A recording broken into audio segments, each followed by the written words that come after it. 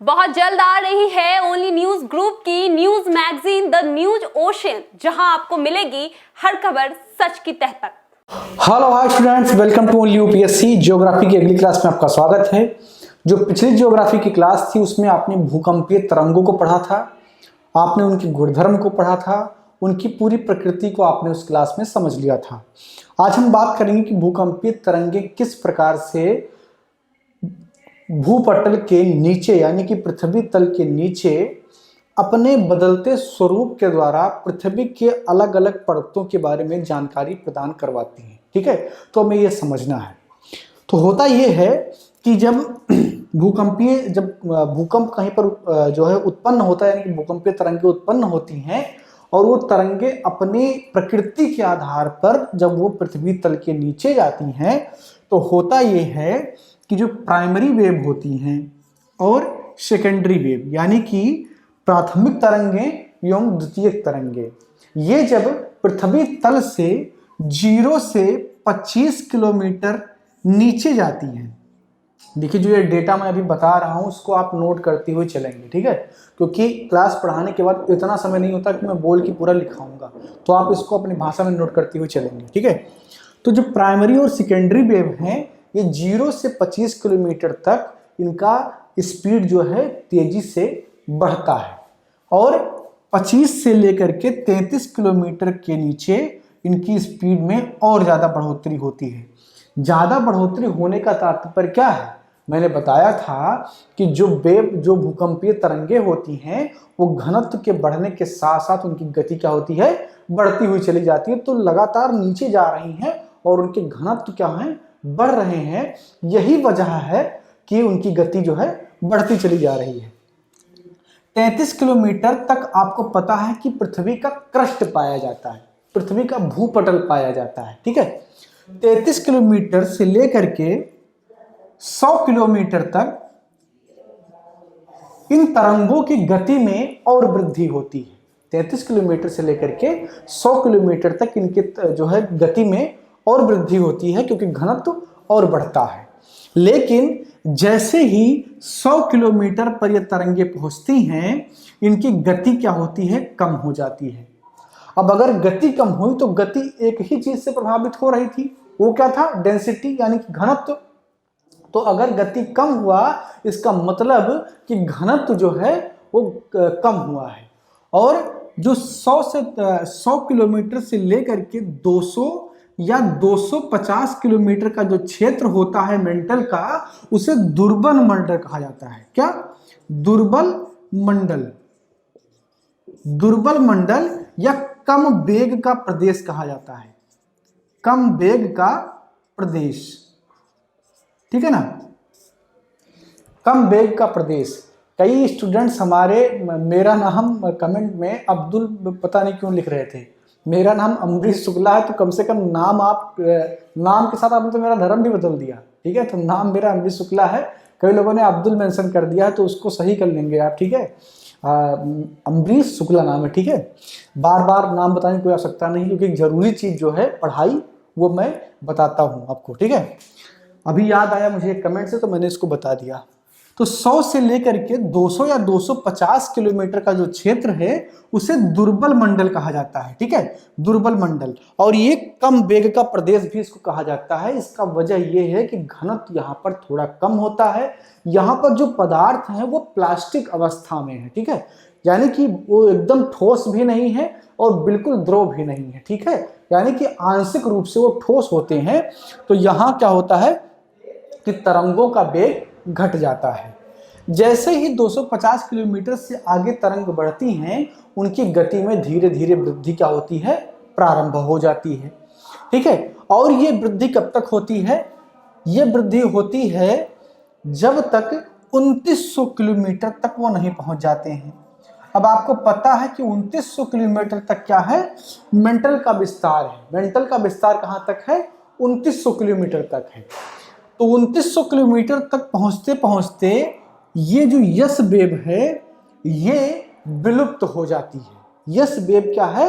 विलुप्त हो जाती है, क्योंकि पिछले क्लास में आपने समझा था कि यस वेव केवल और केवल ठोस में ही संचरित हो सकती है, द्रव अवस्था में संचरित नहीं हो सकती है। तो 2900 किलोमीटर के बाद में जो कोर है, जो पृथ्वी का कोर है, उसका जो बाह्य कोर है, ठीक है, जो उसका बाह्य कोर है, उसके बाह्य कोर में क्या है कि उसकी अवस्था जो है वो द्रवीय है, यानी कि वो लिक्विड फॉर्म में है। तो द्रव में चूंकि वेव संचरित नहीं हो सकती है, चल नहीं सकती हैं, अतः वह विलुप्त हो जाती हैं और वो बाहर निकल जाती हैं। लेकिन पी वेव क्या है, उनका वेग कम हो जाता है, पी वेव का वेग भी कम हो जाता है, क्योंकि आप जानते हैं कि वेव का धीमा या तेज होना घनत्व पर निर्भर करता है, और द्रव का घनत्व हमेशा ठोस से क्या होगा, कम ही होगा। तो उसके बाद में जैसे ही वो केंद्र आंतरिक कोर की ओर जाती हैं, यानी कि एकदम केंद्रीय बिंदु की ओर जाती हैं, उनका स्पीड फिर से बढ़ जाता है। इसका मतलब कि जो केंद्रीय पार्ट है, जो आंतरिक भाग है कोर का, वो क्या है, ठोस है, वो निकिल और फेरस से बना हुआ एक ठोस है, इसलिए वहां पर गति फिर से उनकी बढ़ जाती है। तो ये है तरंगों का पृथ्वी के आंतरिक भाग में संचरण, और उस संचरण से यह पता चलता है कि पृथ्वी के आंतरिक भाग में जो परतें हैं उनका गुण किस प्रकार है, ठीक है, कि कौन सा जो है द्रव अवस्था में है, कब वो ठोस अवस्था में है। तो ये सारी जानकारी उसी स्रोत पर निर्भर करती है, ठीक है ना। अब ये हो गया आपका भूकंपीय तरंगों का संचरण। अब हमें यह समझना है कि क्रस्ट, मेटल, ये सारी चीजें क्या हैं, थोड़ा उस पर भी चर्चा कर लेते हैं, क्योंकि मैंने आपसे वादा किया था कि अगली क्लास में उस पर भी हम चर्चा करेंगे, ठीक है। तो पहले इसको मैं साफ करता हूं, उसके बाद में एक एक करके चर्चा करते हैं उस पर।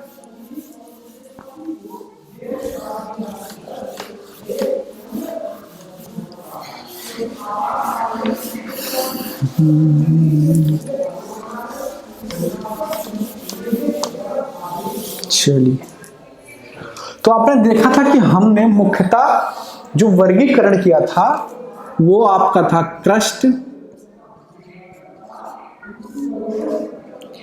मेंटल और कोर, यही वर्गीकरण किया था हमने ना, ठीक है। तो सबसे पहले क्रस्ट को समझते हैं। क्रस्ट क्या है, तो क्रस्ट के दो भाग हैं, क्रस्ट के दो भाग हैं, इसको इसके बाद समझेंगे। एक तो महाद्वीपीय स्थल, महाद्वीपीय भाग, और एक महासागरीय भाग।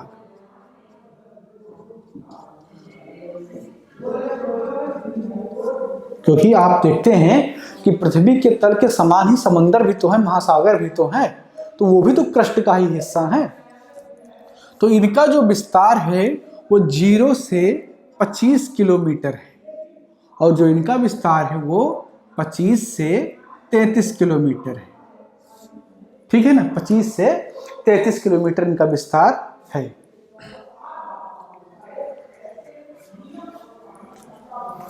ये ग्रेनाइट चट्टानों से बनी हुई है, ग्रेनाइट चट्टानों से बनी हुई है, और ये बेसाल्टिक चट्टानों से बनी है। ग्रेनाइट और बेसाल्ट क्या होता है ये मैं आगे आपको पढ़ाऊंगा, ठीक है। बेसाल्टिक चट्टानों से बनी हुई है।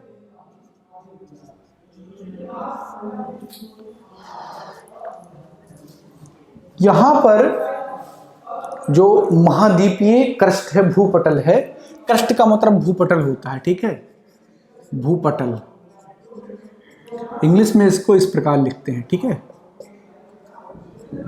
तो क्रस्ट या भूपटल, तो जो महाद्वीपीय भूपटल है उस पर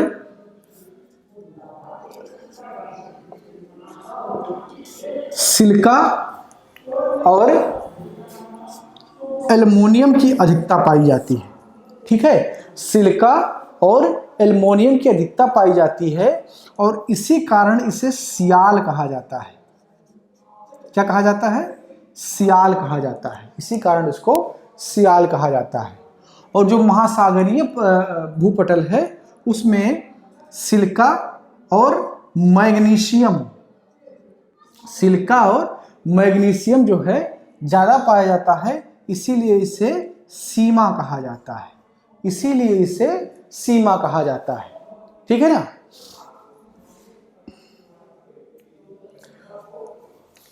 सिलिका की अधिकता के कारण यह अम्लीय होता है।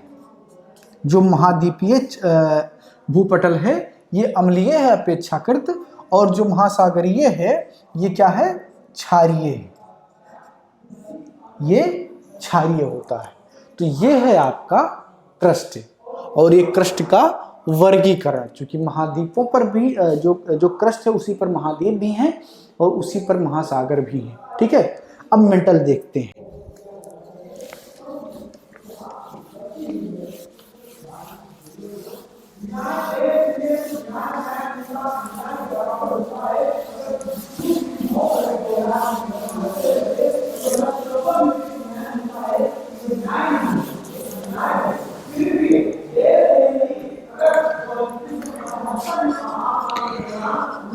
मेंटल का विस्तार कहां से कहां तक है, 33 किलोमीटर से लेकर के 2900 किलोमीटर तक है। ठीक है ना। ये पृथ्वी के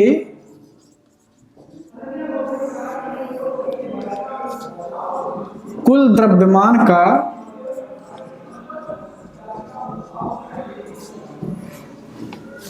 68% एवं कुल आयतन का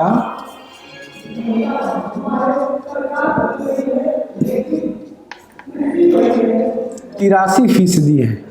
ठीक है।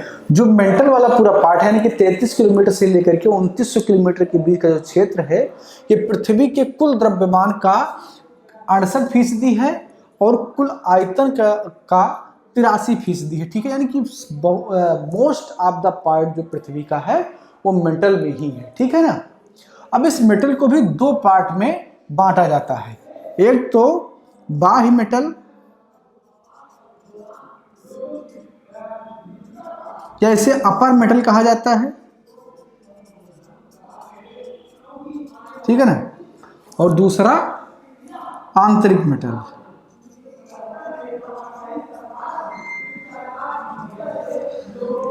तो इसका जो विस्तार है वो 33 किलोमीटर से लेकर के 700 किलोमीटर तक है।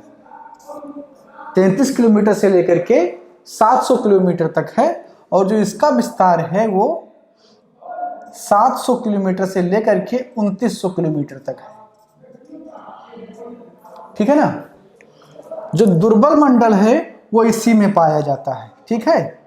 दुर्बल मंडल वो इसी में पाया जाता है, यानी कि अपर मेटल में ही पाया जाता है। ठीक है ना। लोअर मेटल का विस्तार 700 लेकर के 2900 किलोमीटर तक है।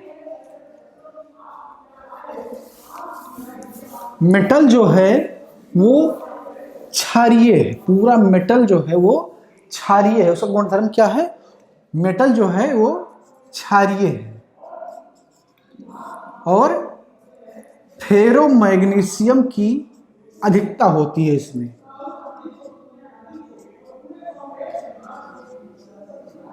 फेरोमैग्नीशियम की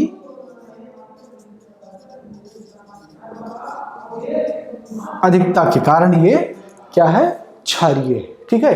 तो ये है आपका मेटल। मेटल में ही आकर के ये वेब क्या होती हैं, विलुप्त हो जाती हैं। अब देखते हैं कि कोर क्या है।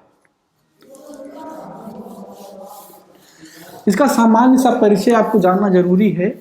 कोई डायरेक्ट इससे सवाल यूपीएससी कम ही पूछती है, लेकिन आपको जानना चाहिए। अगर कभी पूछ ले, हाँ स्टेट पीसीएस में खूब सवाल आते हैं इससे। ठीक है ना। कोर, हिंदी में इसे क्रोड कहते हैं। बाह्य कोर, या आंतरिक कोर।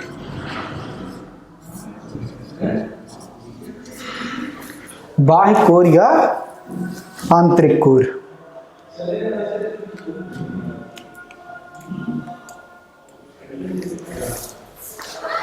इसका जो विस्तार है वो 2900 किलोमीटर से लेकर के 5150 किलोमीटर तक है और ये द्रव अवस्था में है। किसमें है? द्रव अवस्था में है। जो इसका विस्तार है वो 5150 किलोमीटर से लेकर के 63-71 किलोमीटर तक है और ये किस अवस्था में है? ये ठोस अवस्था में है। ये ठोस अवस्था में है और इसमें निकेल और फेरस की अधिकता पाई जाती है, इसीलिए इसे निफे भी कहा जाता है। इसीलिए इसको निफे भी कहा जाता है। ठीक है ना? तो यह है आपका कोर। तो इस प्रकार आपने यह समझ लिया कि क्रस्ट क्या है, मेंटल क्या है, कोर क्या है, उसका वर्गीकरण भी समझ लिया, उसका विस्तार भी समझ लिया। ठीक है, तो मिलते हैं अगली क्लास में, किसी अन्य मुद्दे पर बात करेंगे। इस क्लास में इतना ही। अगर आपको समझ में ना आया हो तो आप पूछ लीजिए कमेंट करके, उसका जवाब कमेंट में भी मिलेगा और वीडियो में भी मिलेगा। ठीक है, धन्यवाद। बहुत जल्द आ रही है ओनली न्यूज ग्रुप की news magazine the news ocean, जहां आपको मिलेगी हर खबर सच की तह तक।